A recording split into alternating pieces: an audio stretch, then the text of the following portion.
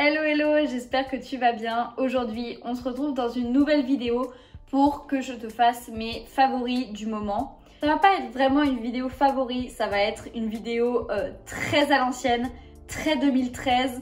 Je vais faire un top et flop du moment. À la base, je voulais faire une vidéo favori comme d'habitude, mais je me suis rendu compte que j'avais deux flops en ce moment.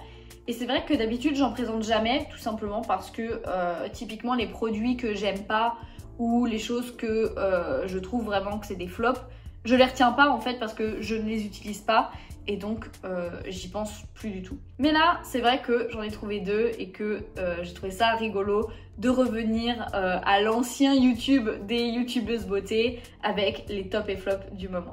Je tiens juste à faire un petit disclaimer au sujet de mes cheveux. Il faut pas trop s'inquiéter si cette coupe est un petit peu bizarre, mais je suis en train d'essayer de revenir à une routine un petit peu plus naturelle et à arrêter de me lisser les cheveux tout le temps. Et donc comme je pars sur une base de cheveux qui ont été lissés et coiffés pendant des années et des années, les boucles sont assez capricieuses à revenir.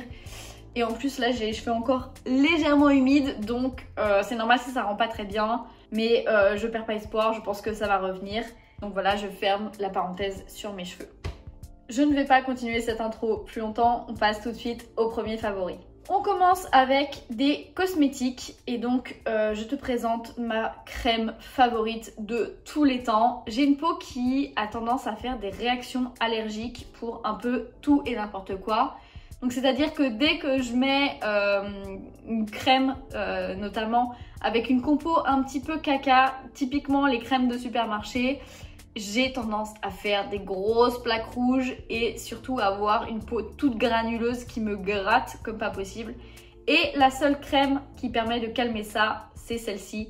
Donc c'est la crème extrême tolérance de chez Avène, qui est facilement trouvable en pharmacie et parapharmacie. C'est une des seules qui ne me fait pas de réaction allergique, qui hydrate bien ma peau sans la rendre poisseuse, bien que ayant une peau mixte, elle est un chouïa trop riche, du coup il arrive que j'ai la peau un petit peu trop grasse. Franchement, elle est top top top, la compo est parfaite.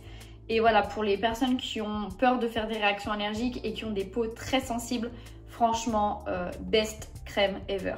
Ensuite, on va rester dans les cosmétiques et on va parler de ceci.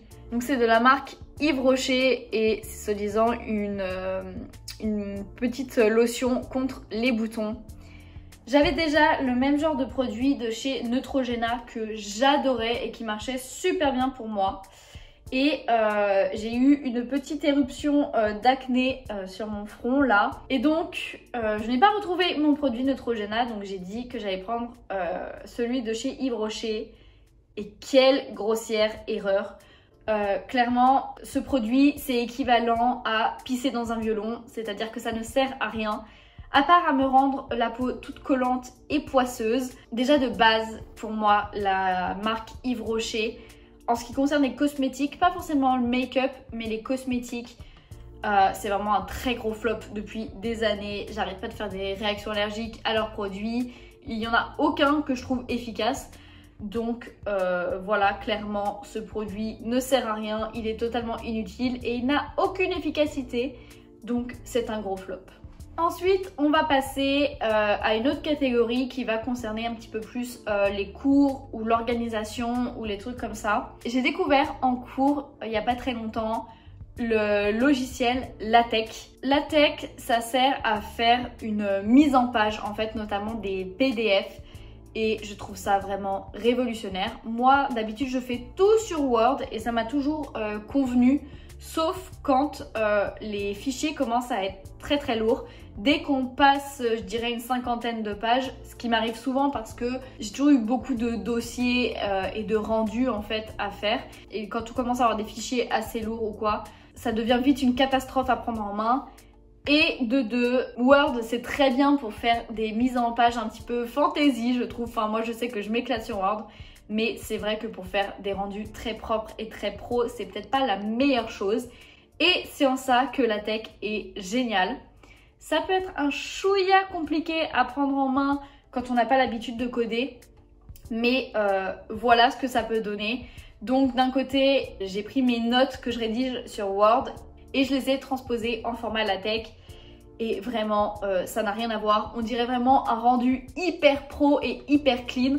Et donc, pour tout ce qui est rapport officiel ou rendu ou quoi que ce soit, moi je trouve ça vraiment incroyable. Alors, comme je disais, ça reste un logiciel où il y a un peu de codage à faire en fait. Et ça peut être un chouïa compliqué à prendre en main si on n'a pas l'habitude. Mais le wiki de LaTeX est super bien fait et on trouve tout ce qu'on a besoin de trouver. Un peu dans la même veine, en ce qui concerne de la mise en page, de l'organisation esthétique, tout ça, on va parler de Notion. Et Notion, pour moi, c'est un gros flop. Et ça, c'est vraiment un unpopular opinion parce que je vois tout le monde utiliser cette application. C'est soi-disant révolutionnaire et c'est parfait pour faire son organisation et tout. Moi personnellement, Notion, je l'utilisais déjà depuis un petit moment parce que je fais mes carnets de lecteurs dessus. Mais je trouve ça extrêmement compliqué à prendre en main et pas du tout intuitif. Et je vois toutes les influenceuses et tout faire leur super calendrier, leur to-do list et tout, leurs cours sur cette application. Mais alors pour moi, impossible. Je trouve ça terriblement long à faire et pas du tout intuitif. Je ne déteste pas cette application. Mais pour l'utilisation que la majorité des gens en font, franchement, je trouve ça horrible. Je ne pouvais pas faire une vidéo avec mes favoris sans vous parler de livres. En ce moment, je suis en train de lire la série Evanescence de Penelope Douglas. Alors déjà de base, Penelope Douglas, c'est une auteure que j'adore. Mais alors là, la série Evanescence, les 2 premiers tomes notamment, un réel coup de cœur.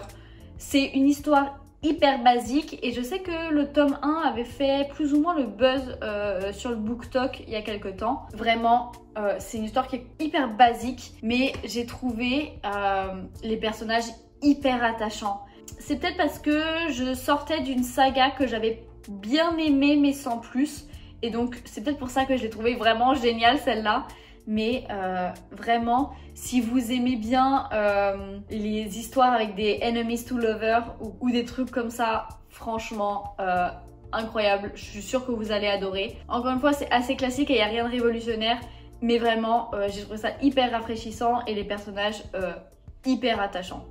Toujours pour parler un petit peu de livres, mais cette fois différemment, je veux placer dans mes favoris Galiane Goural, que j'ai découvert en tout premier sur TikTok. Je crois que j'en ai déjà parlé sur YouTube, mais c'est vraiment elle qui m'a redonné envie de lire, et notamment de lire de la romance. Elle a ouvert une chaîne YouTube pendant l'été, il me semble, et clairement son compte TikTok et sa chaîne YouTube, c'est là où je prends quasiment l'intégralité de mes idées de lecture. Et j'adore les résumés de livres qu'elle fait. Et je sais pas, j'adore cette meuf, je la trouve hyper rafraîchissante et elle me fait trop rire. Elle est hyper honnête sur les livres, alors quand elle en aime pas un ou qu'elle aime pas une auteure ou une façon d'écrire, elle le dit. Donc au moins, on est très vite fixé sur son avis.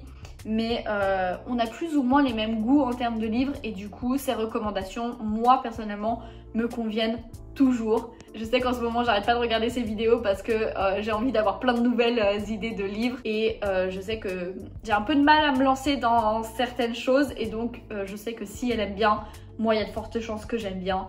Donc voilà, elle est de très bons conseils. Et avant de finir cette vidéo, je voulais te présenter une dernière personne que j'ai découvert assez récemment sur TikTok. C'est Anaëlle BLGT, si je me trompe pas. C'est une jeune femme qui est atteinte d'anorexie et de TCA assez sévère. Et elle a commencé son TikTok comme ça quand elle était à l'hôpital et elle filme tout ce qu'elle mange. C'est assez bizarre de dire ça, mais je m'inspire énormément de ses recettes. Elle a beau être atteinte d'anorexie, elle essaye vraiment de s'en sortir et du coup elle se fait des vraies assiettes avec des vraies portions, mine de rien hyper conséquentes. Et donc je trouve que c'est un compte qui n'est pas du tout culpabilisant ou quoi que ce soit.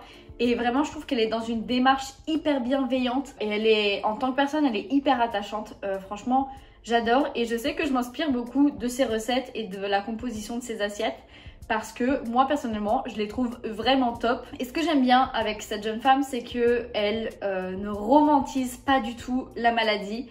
Je sais qu'au tout début de son TikTok, elle le disait qu'elle voulait se faire interner en hôpital, etc. parce qu'elle n'arrivait pas à s'en sortir toute seule. Elle montrait aussi les aspects négatifs de la chose et elle essayait pas du tout de rendre ça glamour d'être anorexique ou de mettre en avant la maladie en elle-même, bien au contraire. Et je sais que c'est quelque chose qui me dérangeait beaucoup chez certaines personnes, le fait de créer des comptes que ce soit Instagram, TikTok, YouTube ou quoi que ce soit, pour soi-disant vaincre les TCA, alors qu'en fait ça ne faisait que les romantiser plus ou moins. Je sais pas quoi dire de plus à part que j'adore la vibe de ce compte TikTok et que voilà, je regarde quasiment tous les jours pour avoir 3 idées de quoi manger. Et donc voilà, cette vidéo est maintenant terminée, j'espère qu'elle t'aura plu. Si c'est le cas, n'hésite pas à mettre un petit like, à commenter tes favoris ou tes flops de ce mois-ci et surtout à t'abonner à la chaîne pour suivre toutes mes aventures. Ciao ciao!